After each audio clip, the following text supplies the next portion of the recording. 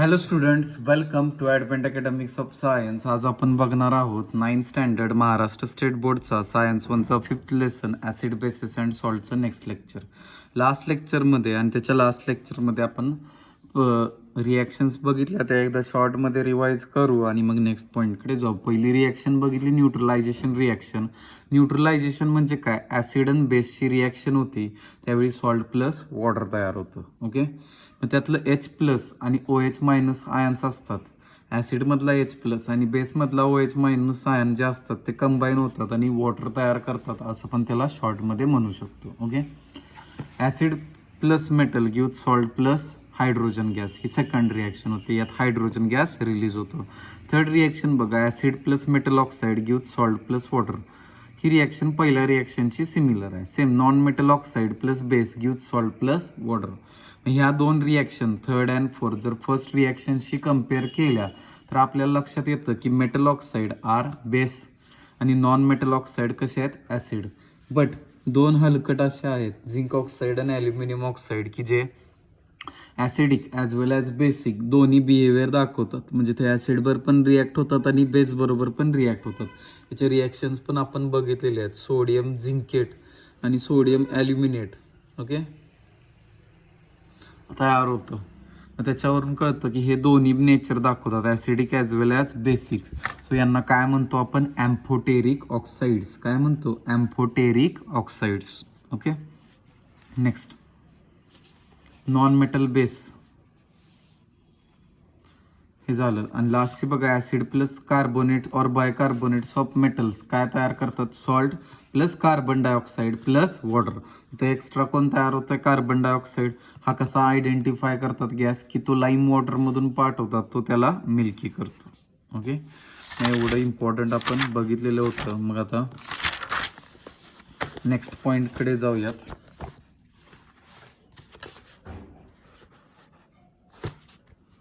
Salts. Okay, types of salts, acidic, basic, neutral. आपल्याला हे ओळखायचं आहे की ॲसिडिक, बेसिक किंवा न्यूट्रल सॉल्ट्स कधी तयार होतात. ओके, आता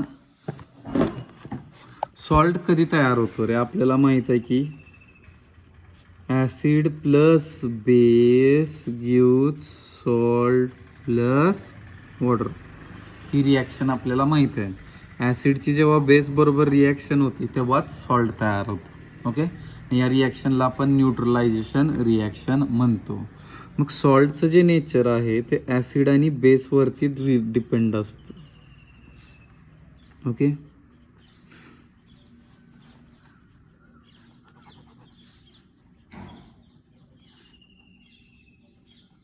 ओके, मग बघा, ॲसिड जर स्ट्रॉंग असेल आणि बेस पण स्ट्रॉंग असेल तर सॉल्ट कसा असतो? न्यूट्रल. म्हणजे त्याचा pH किती येणार आहे? 7. किंवा युनिव्हर्सल इंडिकेटरला तो काय दाखवणार आहे? Green colour. Okay, acid strong आहे, बेस वीक आहे, मग हे स्ट्रॉंगच्या फेवरमध्ये जाणार, सॉल्ट तयार होणार ॲसिडिक, pH येणार लेस दॅन 7. ओके, ॲसिड वीक आहे, बेस स्ट्रॉंग आहे, नेचर स्ट्रॉंगला फेवर करणार, सॉल्ट होणार बेसिक. बेसिकचा pH काय असतो? More than 7. ओके, हे जे शिकणार जे आहोत ते मी या चार्टमध्ये एकदम सिम्पल वेने बसवलेलं आहे. तुम्ही या अख्ख्या पेजवर जे टाईप शिकणार आहात ते मी सिम्पलमध्ये याच्यात बसवलेलं आहे.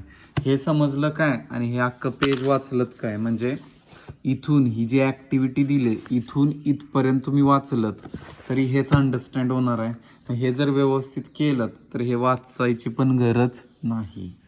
ओके, म्हणजे सॉल्ट कधी तयार होतो? जेव्हा ॲसिड आणि बेसची रिॲक्शन होते. जेव्हा स्ट्रॉंग ॲसिड आणि स्ट्रॉंग बेस रिॲक्ट होतात तेव्हा कसा सॉल्ट तयार होतो? बघा, न्यूट्रल, की ज्याचा pH किती असतो? 7. जेव्हा स्ट्रॉंग ॲसिड आणि वीक बेस रिॲक्ट होतात तेव्हा सॉल्ट कसं तयार होतं? ॲसिडिक. त्याचा pH काय असतो? लेस दॅन 7. जेव्हा वीक ॲसिड आणि स्ट्रॉंग बेस रिॲक्ट होतात तेव्हा सॉल्ट कसा तयार होतो? बेसिक, की ज्याचा pH मोर दॅन 7 असतो. हे एवढं नोट डाऊन करून घ्या व्हिडिओ पॉज करून, आपण त्यातलं रीड करू. हे जर समजलं असेल व्यवस्थित तर ते समजणार आहे. ओके, मग ह्याच्यावरून काय कळतं, ॲसिड आणि बेस दोन्ही स्ट्रॉंग असतील तर सॉल्ट कसं असतं, न्यूट्रल, pH किती असतो 7. ओके, ॲसिड स्ट्रॉंग असेल तर ॲसिडिक, pH लेस दॅन 7. बेस स्ट्रॉंग असेल तर बेसिक. ओके, दोन्ही स्ट्रॉंग असतील तर न्यूट्रल, आणि दोघांपैकी एक स्ट्रॉंग असेल तर जे स्ट्रॉंग आहे त्याचा नेचर घेतं ते. ॲसिड स्ट्रॉंग असेल तर ॲसिडिक, बेस स्ट्रॉंग असेल तर बेसिक. आणि pHचं तुम्हाला माहीतच आहे, न्यूट्रलचा pH 7, ॲसिडिकचा less than 7, बेसिकचा more than 7. Okay,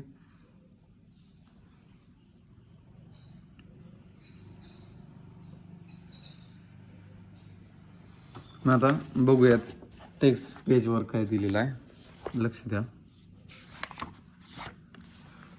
Prepare 10 ml aqueous solutions from 1 gram each of sodium chloride, ammonium chloride, sodium bicarbonate.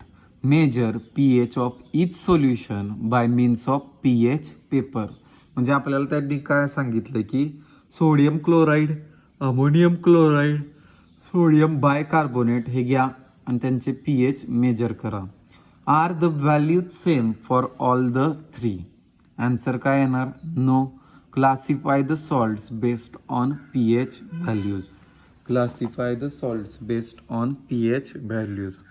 आता बघा आपल्याला कोणते कोणते सॉल्ट्स दिलेले होते. सगळ्यात पहिला आहे sodium chloride.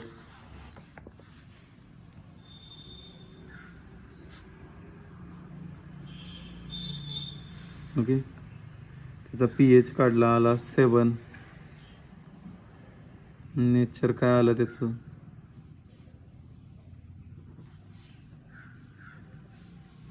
Neutral. Okay, sodium chloride आला, त्याचा pH आला 7, तो काय आला, न्यूट्रल आला. ओके, नेक्स्ट सॉल्ट कुठला आहे बघा, सोडियम बायकार्बोनेट.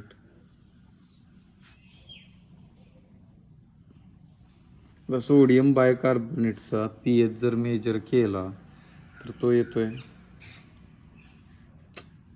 माझं वर खाली झालं रे, मोर दॅन 7 येईल बेसिक. आणि सेकंड होता बघा, हा फर्स्ट आहे, हा सेकंड आहे ना, हा थर्ड आहे. तुम्ही लिहून घेताना व्यवस्थित घ्या, थोडंसं माझं मिस्टेक से गलती हो गई. अमोनियम क्लोराइड लेस दॅन 7 pH येतो याचा, हा कसा येईल, ॲसिडिक. म्हणजे pH पेपरवर ज्यावेळी चेक केलं तर याचा कलर ग्रीन आला, याची शेड लेस दॅन 7 आली, याची मोर दॅन 7 आली. सो याचे 3 कॅटेगरीज असे येतील. ओके, सो व्हिडिओ पॉज करून हे नोट डाऊन करून घ्या. बट नोट डाऊन करून घेताना आता ही ॲक्टिव्हिटी आहे, ही काही मी मनानं नाही सांगितलेलं. काही जण परत प्रश्न विचारतील हे कसं आलं.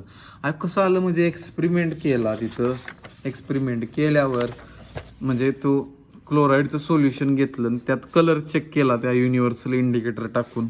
मग कलर मला समजा असा 4 आला, हा ऑरेंज रेड असा आला, तर माझा pH काय आला, लेस दॅन 7. ग्रीन आला तर 7, आणि या शेडमध्ये कुठला तरी कलर आला तर मोर दॅन 7. त्याच्यावरून ठरवलं की हे न्यूट्रल आहे, हे ॲसिडिक आहे, हे बेसिक आहे. लक्षात येतंय का, हे जे आहे कन्क्ल्युजन ते एक्सपेरिमेंट जेव्हा लॅबमध्ये करतो त्यावेळी कळतात. आता लॅबमध्ये स्कूल स्टार्ट नाहीत, मग काय कळणार आहे तुम्हाला. फक्त एक लक्षात ठेवा की हे सोल्युशन घेतलं, त्यात युनिव्हर्सल इंडिकेटर टाकला, त्याचा कलर आला ग्रीन. ओके, ग्रीन कलर आल्यामुळे त्याचा pH 7 टाकला, याचं टाकल्यानंतर रेड ऑरेंज टाईप शेड आली, सो आपण लेस दॅन 7 म्हणलं. आणि थर्डचं टाकलं त्यावेळी ब्ल्यू ग्रीन अशी व्हायलेट शेड आली, सो आपण त्याला ब्ल्यू किंवा व्हायलेट शेड आली त्याला आपण मोर दॅन 7 म्हणजे बेसिक म्हणलेलं आहे. ओके, लिहून घेताना हे फर्स्ट, हे सेकंड, हे थर्ड असं लिहून घ्या. माझं चुकलंय,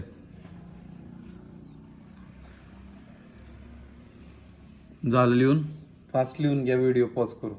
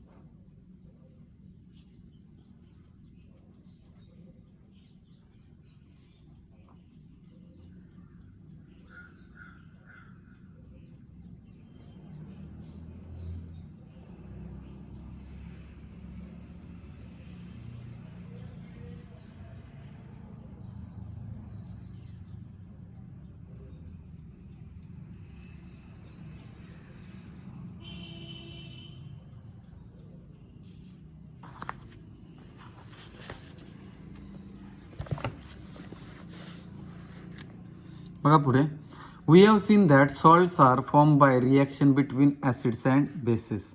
म्हणजे जेव्हा ॲसिड आणि बेसची रिॲक्शन होते तेव्हा सॉल्ट तयार होता. Though this reaction is called neutralization reaction, the resulting salts are not always neutral. म्हणजे इथं आपण म्हणतोय की ही न्यूट्रलायझेशन रिॲक्शन आहे, बट तयार होणारा सॉल्ट कायम न्यूट्रल नसतो. म्हणजे तो ॲसिडिक किंवा बेसिक पण असू शकतो. A neutral salt is form by neutralisation of strong acid by strong base. The aqueous solution of neutral salt has pH equal to 7. म्हणजे इथं न्यूट्रल सॉल्ट कधी तयार होतोय बघा, स्ट्रॉंग ॲसिड आणि स्ट्रॉंग बेसची रिॲक्शन, आणि त्याचा pH किती येतोय 7. म्हणजे जेव्हा स्ट्रॉंग ॲसिड आणि स्ट्रॉंग बेसची रिॲक्शन होते तेव्हाच तो न्यूट्रल सॉल्ट तयार होतो. ओके, म्हणजे न्यूट्रलायझेशन रिॲक्शन काय होते, जेव्हा ॲसिड आणि बेसची रिॲक्शन होते तेव्हा न्यूट्रलायझेशन रिॲक्शन म्हणतात आणि त्याला सॉल्ट अँड वॉटर तयार करतात. बट हा सॉल्ट जो आहे तो ऑलवेज न्यूट्रल नसतो. मग तो न्यूट्रल कधी असतो, जेव्हा तो स्ट्रॉंग ॲसिड आणि स्ट्रॉंग बेसची रिॲक्शन होते. ओके, आता खालचा पॅरेग्राफ बघूया. Acidic salt is form by neutralization reaction between a strong acid and weak base. मी काय सांगितलेलं, एकच स्ट्रॉंग असेल तर स्ट्रॉंगचा नेचर फेवर करतं. स्ट्रॉंग कोण आहे, ॲसिड. सो हे ॲसिडिक सॉल्ट झालं की ज्याचा pH ओके काय येतोय, लेस दॅन 7. हे आपण चार्टमध्ये व्यवस्थित बसवलेलं आहे. पुढे बघा, बेसिक सॉल्ट. बघा हे वाचूया आधी. An acidic salt is formed by neutralization reaction between strong acid and weak base. The pH of aqueous solution of acidic salt is less than 7. On the contrary, basic salt is formed by neutralization reaction between weak acid and strong base. pH of an aqueous solution of such basic salt is greater than 7. हे आपण चार्टमध्ये व्यवस्थित बसवलेलं आहे. म्हणजे neutral salt कधी तयार होणार आहे, जेव्हा स्ट्रॉंग ॲसिड आणि स्ट्रॉंग बेसमध्ये रिॲक्शन होणार तेव्हा त्याचा pH किती असणार, 7. ॲसिडिक सॉल्ट कधी तयार होणार, जेव्हा स्ट्रॉंग ॲसिड आणि वीक बेसमध्ये रिॲक्शन होणार. ओके, त्याचा pH काय असणार, लेस दॅन 7. बेसिक सॉल्ट कधी तयार होणार, वीक ॲसिड आणि स्ट्रॉंग बेसमध्ये. ओके, त्याचा pH काय असणार, ग्रेटर दॅन 7. ओके, मग खाली तुम्हाला विचारलेलं आहे की classify the following salts into acidic, basic and neutral salts. Okay, acidic, basic and neutral salts. आपण टेबल करूया, acidic, basic and neutral.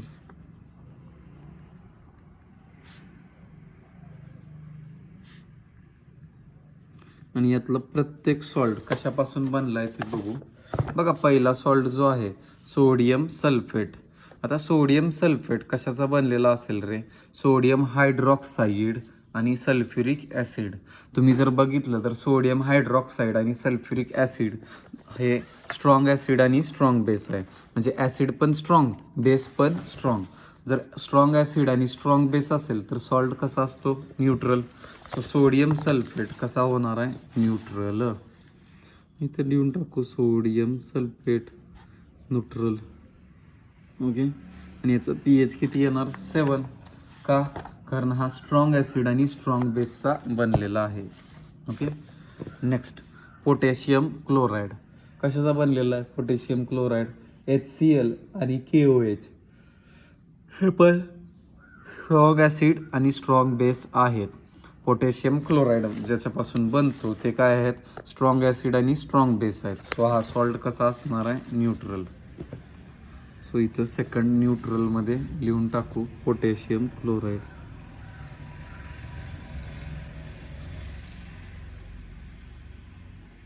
Okay, next बघा, अमोनियम नायट्रेट.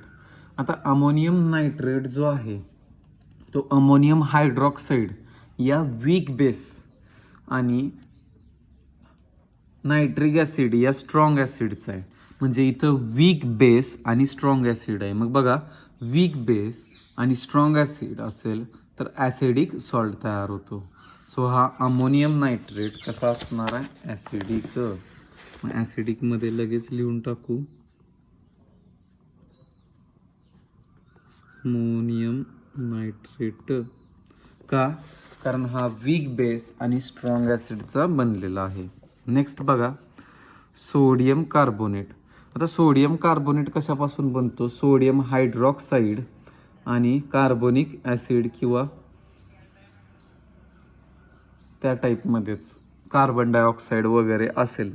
पण याच्यात जर बघितलं तर ॲसिड वीक आहे आणि बेस स्ट्रॉंग आहे. मग वीक ॲसिड आणि स्ट्रॉंग बेस, वीक ॲसिड आणि स्ट्रॉंग बेस असेल तर तो सॉल्ट कसा असणार? Basic salt. ओके. मग सोडियम कार्बोनेट आपण कुठं लिहिणार? बेसिक सॉल्टमध्ये. अशा पद्धतीनं विचार करून ते बनवावं लागतं. Next, sodium acetate.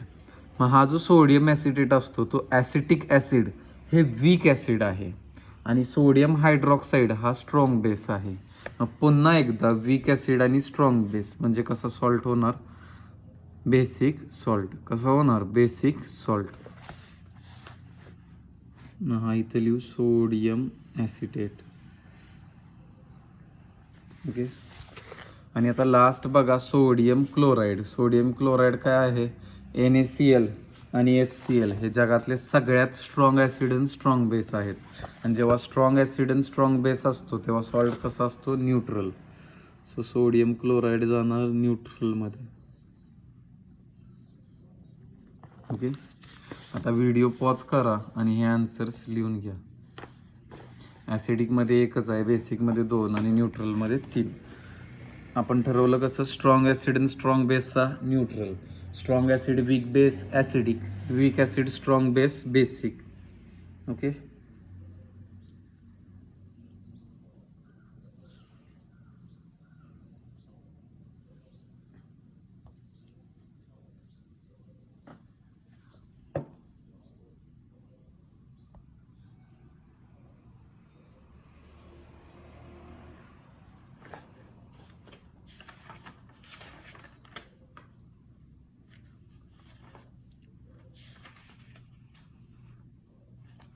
झालं. मग इथं आपलं हे छोटंसं लेक्चर होतं ते एंड होतं. आज आपण काय बघितलं की सॉल्टचे टाईप्स बघितले, acidic, basic, neutral. Actually salt कधी तयार होतो बघा, आता जेव्हा ॲसिड आणि बेसची रिॲक्शन होते तेव्हा सॉल्ट आणि वॉटर तयार होतो. बट हे तयार झालेलं सॉल्ट जरी न्यूट्रलायझेशन रिॲक्शनने असलं तरी ते कायमच न्यूट्रल नसतं. म्हणजे सॉल्ट न्यूट्रल कधी असतं? जेव्हा ते स्ट्रॉंग ॲसिड आणि स्ट्रॉंग बेसपासून तयार होतो तेव्हा त्याचा pH 7 येतो. जेव्हा ॲसिड स्ट्रॉंग आणि बेस वीक असतं तेव्हा ते स्ट्रॉंगला फेवर करतं. ते कसं होतं? स्ट्रॉंगला फेवर करतं. ते कसं होतं? ॲसिडिक आणि pH <7. जेव्हा ॲसिड वीक आणि बेस स्ट्रॉंग असतो तेव्हा ते बेसिक होतं आणि त्याचा pH <7 येतो. मग आपण बघितलं काही एक्झाम्पल्स इथं पण बघितलं स्टार्टला, sodium chloride, sodium bicarbonate, ammonium chloride. Okay.